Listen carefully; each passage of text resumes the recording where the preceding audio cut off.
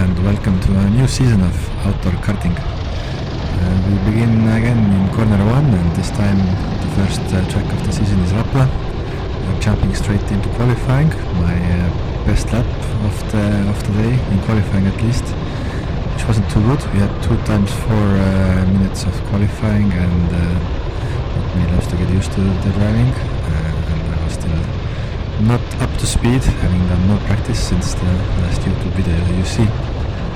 This time a few things are different in corner 1.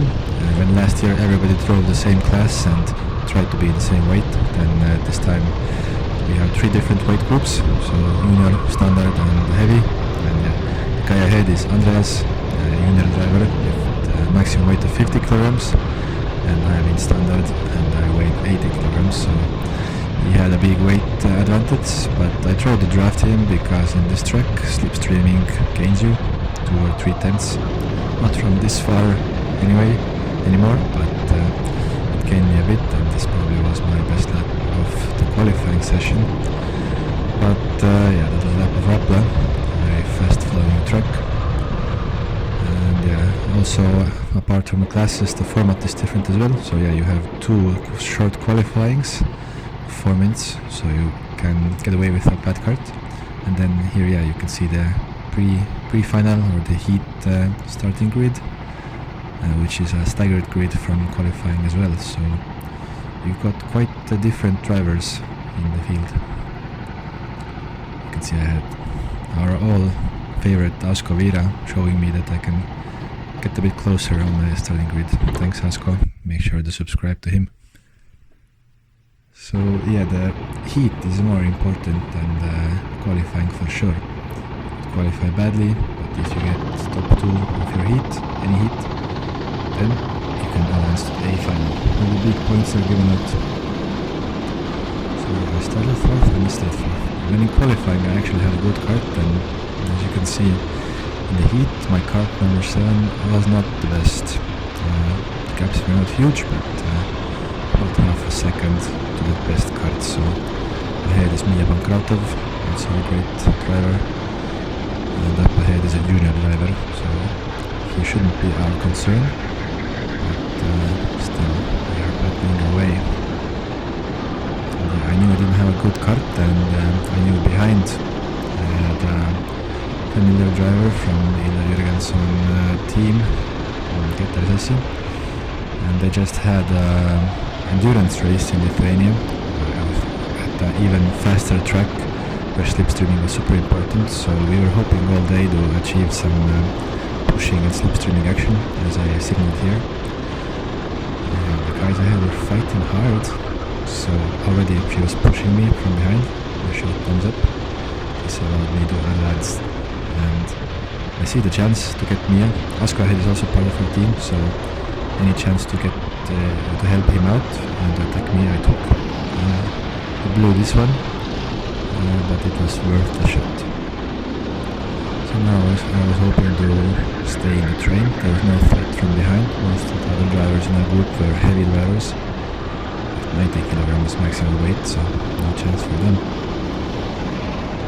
But yeah, all the group had an advantage on karts, so although I was beginning to nail my driving, this was basically the only breaking point on the track, and when they were fighting hard ahead, then yeah, not really staying in touch, but you never know what happens, so still pushing hard.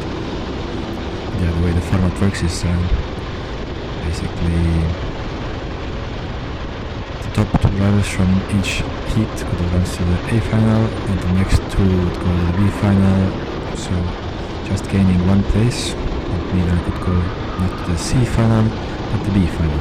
We had 5 groups of drivers that day, so about 50 to 60 drivers, quite a big grid. So it would be a big advantage to gain just 1 position, but I will spoil it already for you that on this race nothing is ever gonna happen. Just a good view of the action in front.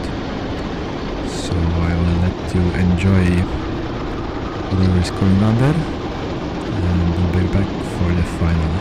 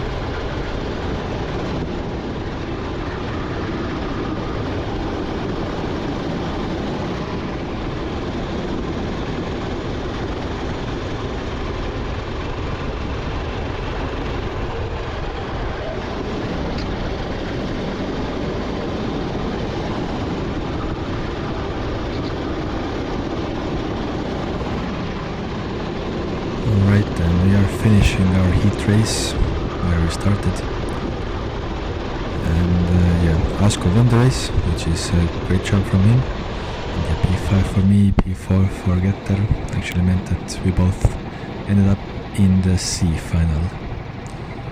So yeah, many good standard drivers got to the B and A, so we would have to maximize it. We also have Daniel Sörma, a great driver, and Jan Christian Roland, who haven't shared the track before with, but here you see Silver Riefert put on a sweater because he was cold, so he ran from the grid to the pits and back. Yeah, but here I had a clear plan to get a good start, to get inside of Daniel, and to do finally this slipstreaming pushing with Getter and pull away. First corner went as planned. This time I knew my kart was decent, not the best, but good enough. But if the guys behind did anything silly, we could start advancing. And yeah, we had with Vidar Jürgensen great practice before the race to perfect this art of pushing in slipstream. It gains you about, again, 3/10 speed up.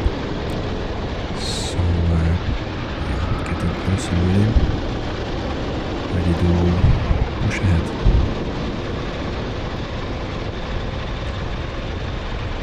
I did not sense the danger, but Jan Christian throws it down the inside. He obviously doesn't have the same idea as me to patiently pull away, so he's attacking. And they're both attacking me, so I signal, let's go get there at least. But no, Jan throws it down the inside at the first chance. So yeah, as you can see, his kart is even better than mine, so I couldn't do anything.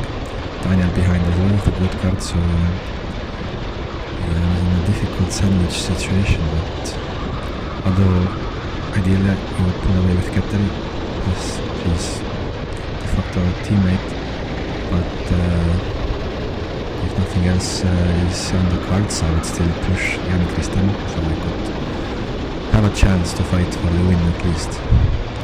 The season is not too long in this series, it's 6 races with 1 drop round, so anything can still happen. Any point is valuable.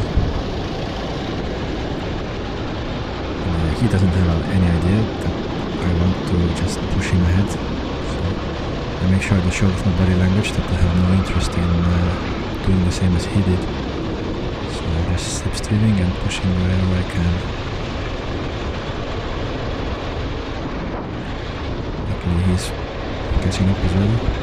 I really don't want Daniel past me, so I make a half covering move. Kind of works on this track. And we have caught up with Kappet once again. And then on this track, many lines you can take, and you really have to think several corners ahead. You can really overtake easily, but cover easily as well. So a great track for racing.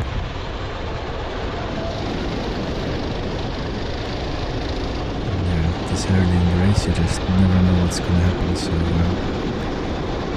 I wasn't interested in fighting too hard this early, so I just pushed the guy ahead and let him go forward, but here he had a bad first corner and me pushing him meant undercut me. And here we could go crazy, but I just let Daniel go, and where do I? To let them go chase the lead back again.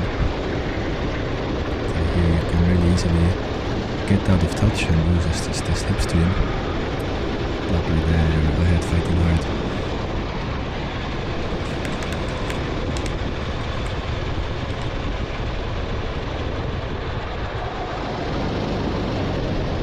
This is a really pleasurable corner to get right.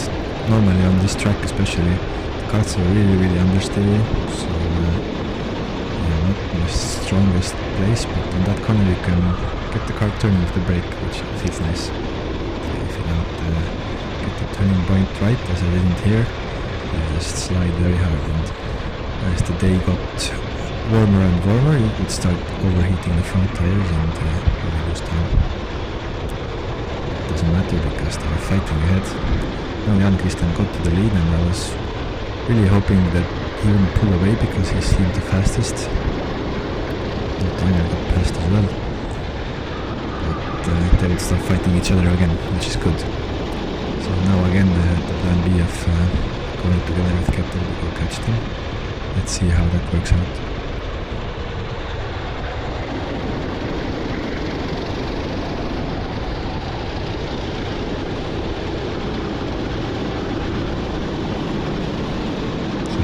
At any point I'm not putting my nose in anywhere, just trying to stay in the slipstream and push away. And here you can see it working.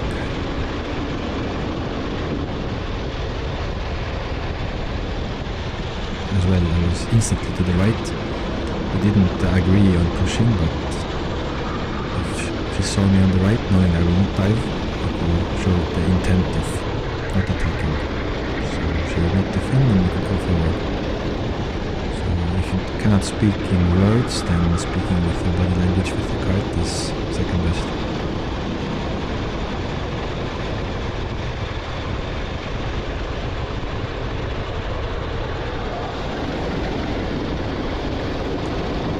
Yeah, for me again, very hard fighting ahead.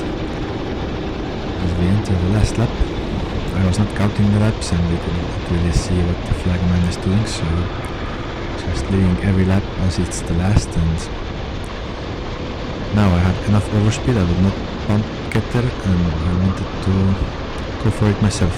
So I chose to push Daniel. He almost tucked back in, but no, he went for it, which is what I wanted, and I managed to sneak down the inside myself, just in time.